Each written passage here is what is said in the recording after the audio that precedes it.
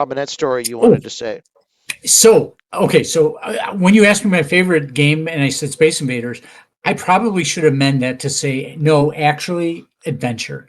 I should have thought of that first, because Adventure, I have played so many hours, unbelievable, countless hours. Although it finishes, so unlike Space Invaders, where you just keep playing forever, right? If once you get the flow and you know how to do it, you could literally, it gets to the top, the highest, fastest level, and if you can beat that, you could just keep playing until you just decide to stop. Well, Adventure, the whole goal is to get to the end and win the game. So it's a very different scenario. So everyone knows the Easter egg that you get the invisible dot, and you bring it to a certain room, and you can go into the little, get through the wall and see developed by Warren Robinette, created by Warren Robinette along the side. Everyone knows that Easter egg, right? Now, years later, he had done a talk at GDC or one of those game conferences. And I watched his video. I didn't go to the conference, but I watched the video and I thought, wow, that's really cool. And he left his email address in, hey, if anyone wants to get in touch with me, email me here. So on a lark, I did, kind of like you were saying. Yeah. Like, I'm just going to email him and see what he says. And I struck up one or two emails to him, and I asked him the question.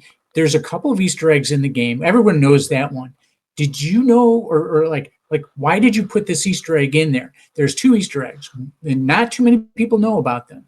So one of them is, if you start the game up and you pull down on the joystick, nothing happens. But if you hit the game select screen to go to game 2 or 3 or cycle around back to 1, and you pull down on the joystick, the player pops up onto the screen, and you can move the player pip around the little number 1, 2, or 3 and move them around.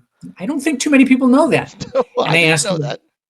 And I asked him, I'm like, what'd you do? And first of all, why doesn't it happen on the first screen, like when you first boot up the game? And he's like, I didn't know that happened.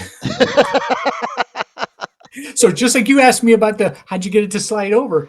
It just happened. It just happened.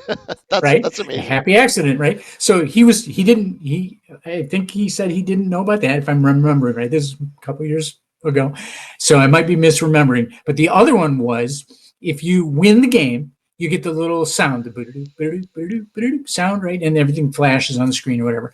During that time, I believe it's either the reset game or the game select button. One of the two you push.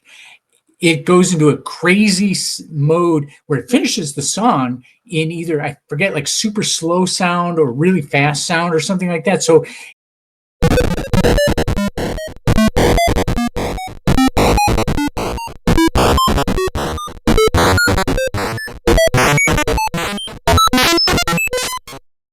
it sounds very different and looks kind of different.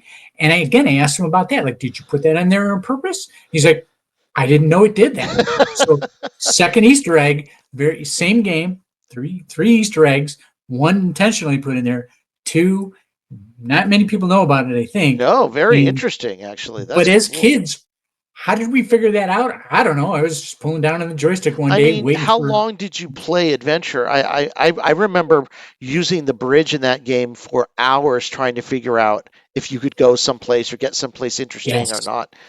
Oh, hours count. There's so many hours I spent playing that game. That money, or that game, got its money's worth. No question about it. Some games got less than their money's worth. That one was well worth the money spent on it. To this day, I play that game when I get a chance. Like I've got this even on the Nintendo Switch. Oh yeah. So for Christmas, one of my boys got me this the Atari collection. The 50. So.